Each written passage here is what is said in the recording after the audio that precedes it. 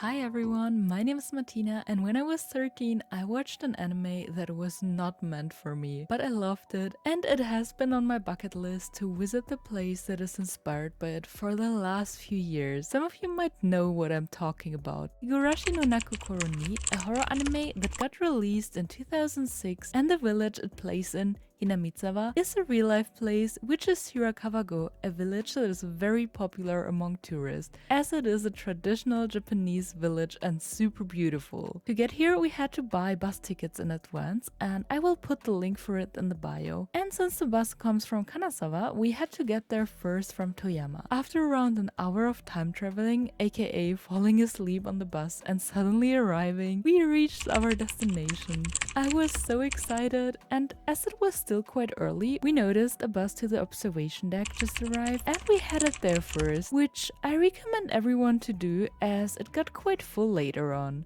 Up there we spotted the first higurashi ema and they honestly looked so pretty. I loved the drawings so much. There was a store as well that displayed merch and sold some as well. There wasn't that many options, but more than anywhere else in Japan, which makes sense, right? And by the way, can you guess my favorite higurashi character? I will let you know later on, but let me know in the comments if you guessed it right.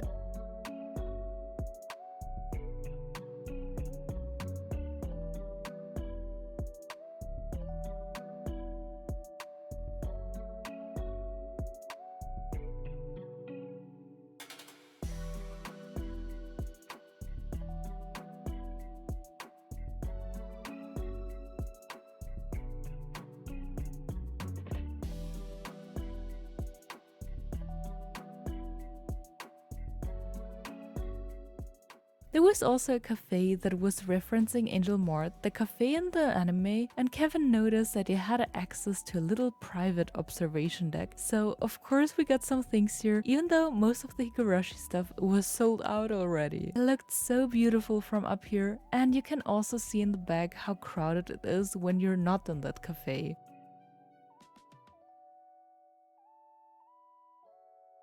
We also got this higurashi suite and enjoyed the view, and we even had a small little visitor there.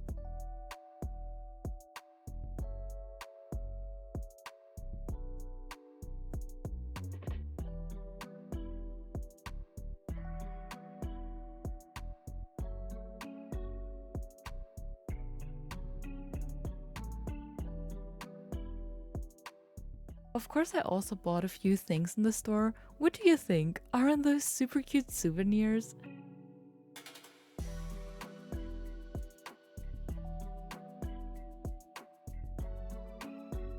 On our way back to the village, which only takes like 10 minutes downhill, we saw another higurashi spot. Can you recognize it? Yes, it is Rika's house. It was so iconic seeing this in real life, and there is even a city map with higurashi spots at the tourist information, but I couldn't find it, so another girl on the bus bag showed it to me, and I was so sad that I didn't get one.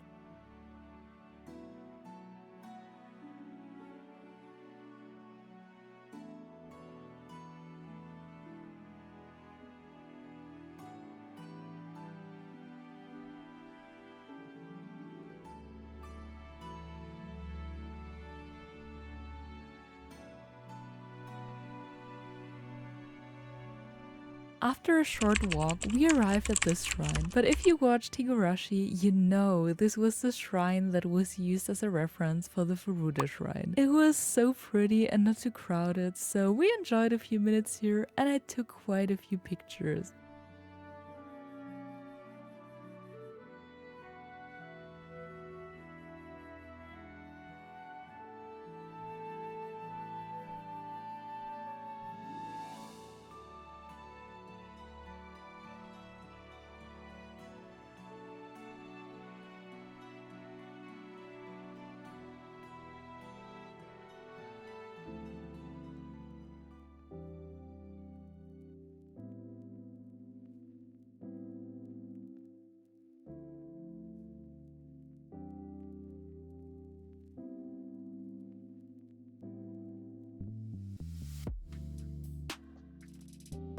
Then we stumbled on this place, which was a perfect place for fans. They had all of the merch displayed here, and I loved that they had this little appreciation spot for the show. There was even a booklet where friends that came here could write something into, and I loved browsing through it. The drawings were so pretty. I love that so many people came here as well because of the anime.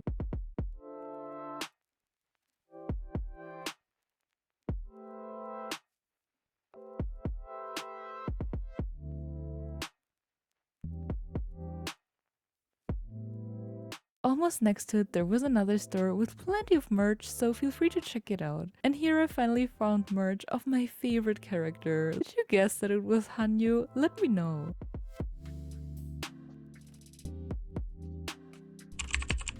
We found this place called konjaku, and most of the dishes that looked amazing were sold out like just a few minutes before we arrived. So I ordered this chicken and rice dumpling soup, and Kevin got some soba. I was a bit hangry that I couldn't order the thing that I wanted, but in general it was delicious and it was quite cheap. I only paid 4 or 5 euro for the soup.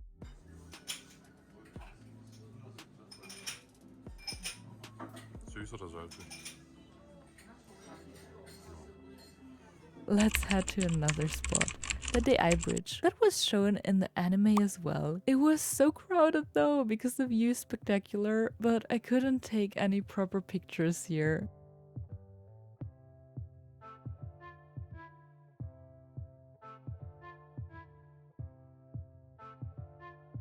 Many houses here are over 250 years old and they are preserved in their original style, so they can handle heavy snow. We took some time to explore the village and found the wada house, one of the traditional houses that you can enter. The wada house in Shirakawa-go is the largest farmhouse in the village, and the sonozaki main house was inspired by it. The structure is made entirely out of wood without nails, using a special technique. Inside, multiple floors were used for living spaces and raising silkworms, which was a key source of income.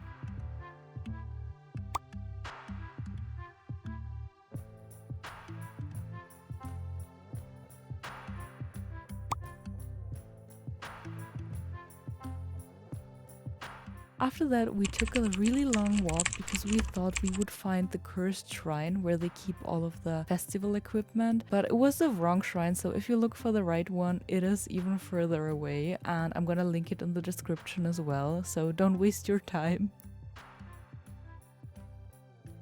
And after such a long time, we took a break at this place, and if you love coffee, you have to visit this. And it is nice spending your time in here when you have to wait for your bus.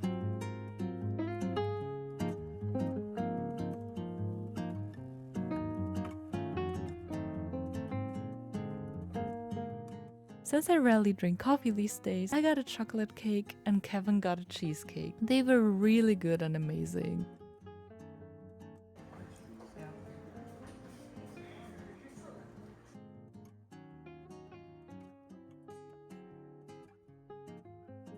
So that's it everyone, what do you think? Wasn't it such a beautiful and interesting place? Also, is there a place you visited because of an anime or a movie? Let me know in the comments and see you next time!